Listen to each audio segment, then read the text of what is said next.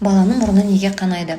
Балаларда мұрыннан қан кету эпистаксис ең жиі кездесетін жағдай. Бұл көп жағдайда қауіпті емес, бірақ себебін білу маңызды. Ең жиі себептердің бірі құрғақ ауа мұрынның шырышты қабатын кептіреді. Саусақпен шұқу ең жиі себептердің бірі. ЖРВИ, тұмау, қабыну салдарынан тамырлар әлсірейді және ұсақ жарақаттар, аллергия мұрынның шырышты қабатын тітіркендіреді. Қай кезде уайымдау керек? Қан кету 10-15 минутта тоқтамаса, қан кету аптасына бірнеше рет қайталанса, және бозару, әлсіздік байқалса, міндетті түрде дәрігерге көріну қажет. Не істеу керек? Қан кеткен жағдайда баланы отырғызып, басын сәл алдыға қарай еңкейтіңіз, саусақтың ұшымен мұрынның жұмсақ бөлігін 10 минут қысып ұстайсыз.